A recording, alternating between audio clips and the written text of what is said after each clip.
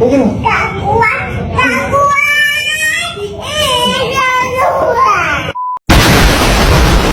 Memang Mbak sudah bingung. Semua manusia di muka bumi ini bingung, Mbak. Nanti nggak bingung kalau udah di surga.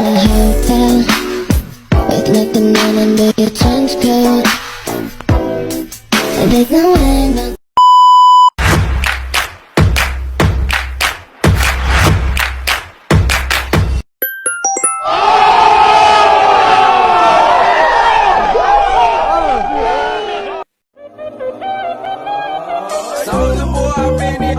Why me crack it? Why me roll? Why me crack that Soulja boy? That Superman? That all. Now why me crack that soul? Now why me crack that soul? Now why me crack that soul? Now why me crack that soul? Now why? Assalamualaikum warahmatullahi wabarakatuh. Perkenalkan, nama saya Aura Diva Maharani. Saya dari kelas 11 MIPA 1. Nah, di sini saya akan menyelesaikan resensi bab 1, harmonisasi hak dan kewajiban asasi manusia dalam perspektif Pancasila. Nah, di dalam judul tersebut terdapat dua kata dalam judul tersebut, yaitu harmoni yang artinya menyelaraskan, dan juga perspektif berarti sudut pandang. Nah, apakah teman-teman tahu apa yang dimaksud dengan hak asasi manusia? Hak asasi manusia merupakan hak yang dimiliki oleh manusia yang tidak dapat dilanggar dan tidak dapat dipisahkan. Kewajiban secara sederhana dapat diartikan sebagai segala sesuatu yang harus dilaksanakan dengan penuh tanggung jawab. Seperti ketentuan pasal 1 ayat 2 Undang-Undang Dasar Republik Indonesia Nomor 39 Tahun 1999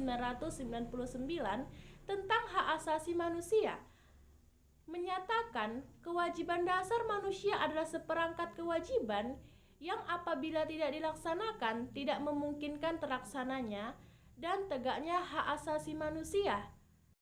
Nah, menurut John Matterson, anggota Komisi Hak Asasi Manusia Perserikatan Bangsa-Bangsa, mengartikan HAM sebagai hak-hak yang melekat dalam diri manusia, dan tanpa hak itu manusia tidak dapat hidup sebagai manusia.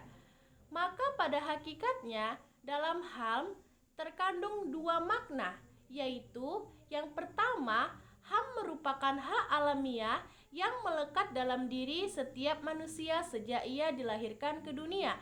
Yang kedua, HAM merupakan instrumen atau alat untuk menjaga harkat dan martabat manusia sesuai dengan kodrat kemanusiaannya yang luhur. Nah, ada ciri-ciri khusus, yaitu yang pertama ada hakiki. Adakah yang tahu apa itu arti hakiki? Hakiki artinya adalah hak asasi manusia adalah hak asasi semua umat manusia yang ada sejak ia lahir.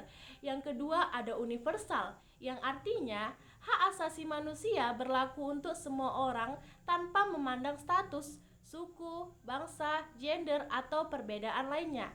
Yang ketiga tidak dapat dicabut. Mengapa demikian ya teman-teman? Karena hak asasi manusia tidak dapat dicabut atau diserahkan kepada pihak lain. Dan yang keempat, tidak dapat dibagi. Artinya, semua orang berhak mendapatkan semua hak, apakah hak sipil atau politik, hak ekonomi, sosial, dan budaya. Baiklah, sekarang kita masuk ke penyebab pelanggaran hak asasi manusia atau HAM ya teman-teman. Pelanggaran HAM disebabkan oleh faktor-faktor seperti yang pertama ada faktor internal, yaitu dorongan untuk melakukan pelanggaran HAM yang berasal dari diri pelaku pelanggaran HAM. Di antaranya yaitu ada sikap egois atau terlalu mementingkan diri sendiri. Yang kedua yaitu rendahnya kesadaran HAM, dan yang ketiga yaitu sikap tidak toleran.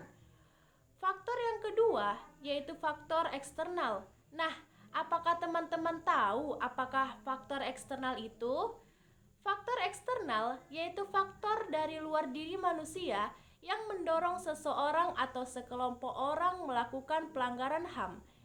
Di antaranya adalah yang pertama ada penyalahgunaan kekuasaan. Yang kedua yaitu ketidaktegasan aparat penegak hukum.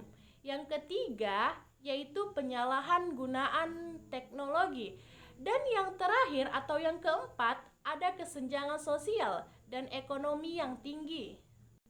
Komnas HAM mempunyai wewenang loh teman-teman. Apa sajakah wewenang tersebut? Yang pertama yaitu melakukan perdamaian pada kedua belah pihak yang bermasalah. Yang kedua, menyelesaikan masalah secara konstansi atau negosiasi. Yang ketiga, menyampaikan rekomendasi atau suatu kasus pelanggaran hak asasi manusia kepada pemerintah untuk ditindaklanjuti. Yang keempat dan yang terakhir yaitu memberi saran kepada pihak yang bermasalah untuk menyelesaikan sengketa di pengadilan. Nah, selanjutnya kita masuk ke subbab membangun harmonisasi hak dan kewajiban asasi manusia. Salah satu cara untuk mengharmonisasikan hak dan kewajiban asasi manusia dalam kehidupan sehari-hari adalah dengan menghindarkan diri kita dari sikap egois dan mementingkan diri sendiri. Sekian dari video resensi bab 1 saya akhiri dengan Assalamualaikum warahmatullahi wabarakatuh. Terima kasih sudah menonton. Terima kasih sudah menonton dan sampai jumpa. Stop it, rock it, rock it, rock it, rock it, rock it, rock it, rock it, rock it.